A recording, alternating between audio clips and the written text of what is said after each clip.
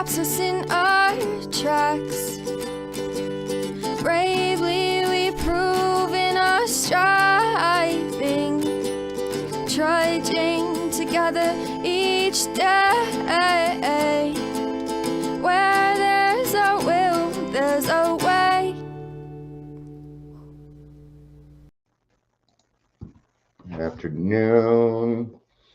This will be for trudging together only.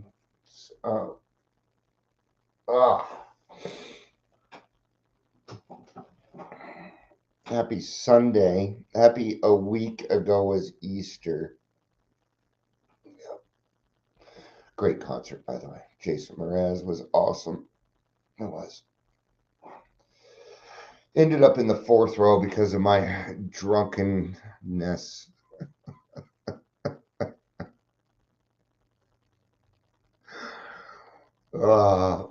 I'll tell the story as good as I can. So Shannon and I went to Jason Mraz, and of course we won the tickets because my wife always wins tickets. And we met somebody before. It wasn't, I don't remember who it was. I'm not going to bring up there. They were rude to me, but man, I was rude to them first. And there are some things I wish I could go back and redo, because sometimes people they didn't deserve my wrath, you know. But we were in general admission at Red Rocks, and I don't know what it was. I was causing some sort of trouble. I don't remember, but the security people said, "Hey, if you don't get back to your seats, we're gonna kick you out." I said, "Okay.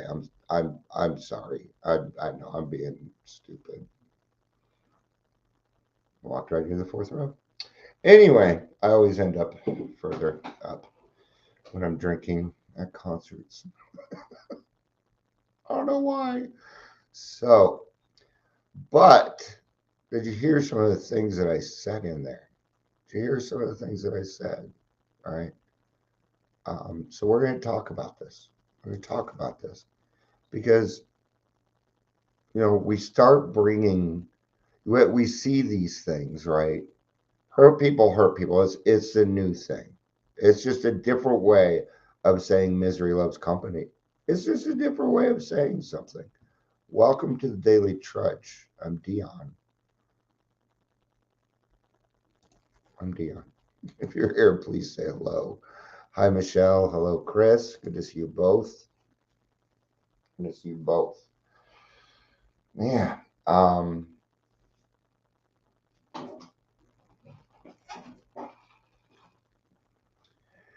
So, you know, growing up, and yeah, you already know, you know, I mean, and you went through the same kind of life, you know. I just wasn't given much respect, you know. I was picked on a lot and things like that. I was hurt a lot. Okay. Well, as a kid, what are we taught? Well, we're taught revenge. We're taught revenge, right? Well, if you're going to make me feel horrible, then I'm going to take you with me. Right? That's what this is. Okay. So I'm going to talk about me here because I can't talk about anybody else. Okay. When I have unhealed trauma and I am drinking, I hurt other people. Why? Because I'm hurting. Because I was a 45-year-old living in a 13-year-old's head. And I had to learn. Very quickly. Not very quickly, but I had to learn to stop blaming everybody else for who I am. Okay. I was just watching this video, and I knew that I knew and this person had 6 years, and there was another video before it was a stitch or whatever, and they're saying how much time they have, and he interrupts and he's like, Not that I want to put it down, but if you're recovered, then you shouldn't call yourself an addict or alcoholic anymore. Okay. And this is dangerous. This is dangerous talk. Okay. First thing I noticed was the eyes weren't even shining in his eyes. That's the first thing I look for with anybody that comes on saying, I don't mean to put these people down. Now, I don't care if you choose to call yourself an alcoholic or an addict for the rest of your life. I really don't give a fuck. I don't care if that's what you have decided. Okay. But the moment I forget that I am an alcoholic is the moment that I am doomed to repeat what I was doing. The moment I think I know better. Oh, I'm not an alcoholic. Now I think I know better. This is dangerous. This is dangerous ground that you can tread on. Right? So, hey, Amber, watching Paul McCartney. Nice. Love me some Paul McCartney. Yeah. Silly love songs. In fact, I'm going to listen to that next. I'm going to go ahead and put it in my YouTube. Silly love songs. All right. Did you know that Paul McCartney actually wrote that song because John said, Paul, the world is tired of silly little love songs. All right. So when we are hurting ourselves, what is the natural thing for us to do? Whine, cry. We're going to bring people down with us. Now, we may not do this intentionally, but we're doing it. Okay. When I was going, when my PTSD came to a head, like 4 years ago, as of like five.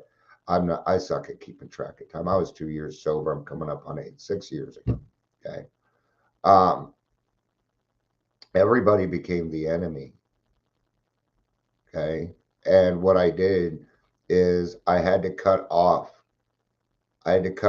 everybody because I thought you were all against me. Now I knew this wasn't true. Okay. But my brain it wouldn't leave me alone. Damn, that person hates you. See what that person did? And all the things that people had done bad to me came back, and it came back in a rush. And it hurt. It hurt. It hurt inside. It is not very often that I will become immobile with no thoughts or no control, and that was a scary place for me. Now, thankfully, I was in recovery at the moment, and I wasn't still drinking. Right? It is a lonely life. It makes it lonelier because you don't know what to think. And what makes it hard is when you have PTSD, nobody will tell you the truth. Nobody will tell you the truth because they want to protect you. When everyone is the enemy, it's a lonely life. Yeah. And so when I'm hurt, I start to take it out on other people, right? Well, I don't live that life anymore. Okay, and that's now in the past, and I've worked on my PTSD and my anxiety, and my life is nothing like it was. You know, it's taken some arduous work. It's taken a lot of willpower. Yes, I said willpower. I had to muster every ounce of courage I had, and I had to face this head on. I had to bring all my snakes out into the light of day for everybody to see. I had to totally expose myself so I could heal. And in the beginning, people were like, that's great, Dion. But then there came a point when I had to stop being the poster child of PTSD and I had to heal. There was a friend of mine that at one point they said, Dion, you need to stop being the poster child of PTSD. You've moved beyond that. And they were right.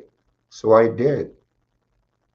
Does that mean I don't have PTSD? No. Does it mean I ignore it? No, definitely not. Mm-mm.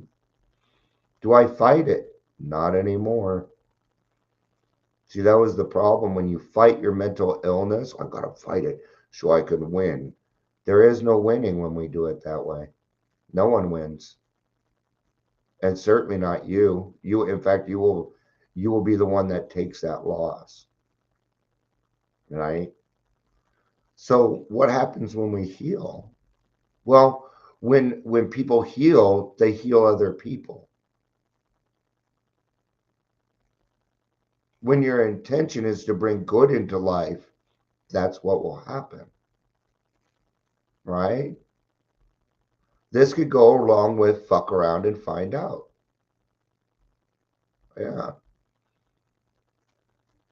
As I got older, I realized more that you do not yell at other people in cars and shit. There's some people out there that'll pull out a gun and they will blow your fucking head off, man. Be careful. Okay. I'm watching, you know, here's the thing is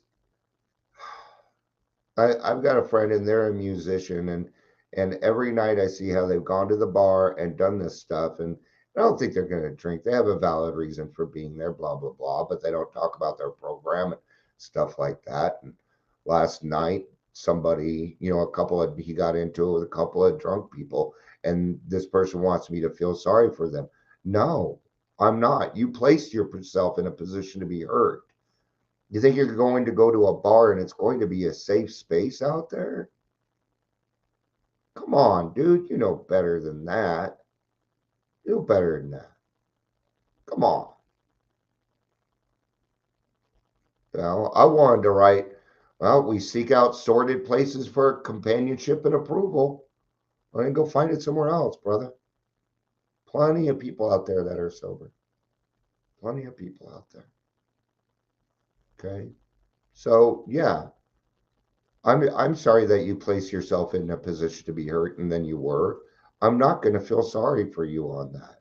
What I'm going to say is don't fucking do it again, dumbass. I walked down the liquor aisle just to test myself. Oh, fuck. Don't you have better things to do? Go ride the horsey out front. That's better suited with your time than walking down the liquor aisle. At least you have a little fun. Somebody probably record you, put you on Facebook. We have no respect for each other anymore. People walking around there with all their fucking phones hanging out and I'm gonna record you. Like that's going to do something, oh no, you put me on camera for everybody to see. Remember there in all those videos, remember there's always a cameraman. Remember that. 99% of them are fake. Are fake. What's your first fakeness? Well, filter. If you're in recovery and you use filters when you put up, oh, I got 90 days and da da da da, then you are not living an honest life in my book. You're not. You're hiding behind a filter. Right? I come on here disheveled quite often. Hey, if you're here for my looks, you're in the wrong place. You're in the wrong place, man. I'm about attraction, not promotion. Oh, how's my hair? I'm getting a haircut on Friday. And I'm getting a new pair of shoes. I'm not saying who, but thank you. Things have been, I'm just going to let you guys know what's going on. Shannon and I are hurting. I don't talk about my money troubles on here. I don't talk about money troubles. I don't have money troubles. That's the thing. I live within my means. I don't want the thing. I just don't want much. You know what I want? Companionship. That's what I want. I want fellowship. I'd much rather have fellowship than a brand new car or something. I really would. Um, but we have given up a lot. Shan and I'd like to sit here and say that I sacrificed, but then I think of my wife and I'm nothing. I'm nothing compared. Shouldn't compare, but I love what I love my wife and I love the way she carries herself. I love the way that she helps people. And I have learned a lot of patience. I have learned how to approach other people because because of that. Um, you know, I like I like a nice simple life, you know. Even this house that we live in, I think it's too big. I'd rather just have a, 2, 3 bedroom house and not much space. And it's just how I am. I'd rather live in the mountains, honestly. But so, but yeah, Shannon had lost her job. No, no. When you're a caregiver, people move on. And then she was helping out her uncle, and he's a courier. And then that went away. But now she's working at a place, and they're treating her really good, man. And that's what I care about. But thank you. Now, what I'm saying is thank you for helping support us. I just don't want to go out there and say, hey, we're broke, everybody, and we need help. It just feels like I'm begging. Right? My pastor knows. Right? She told me, she's like, every morning I pray, God, Dion needs $1,000, and you know, I just don't think much of money. So, but I just want to say thank you.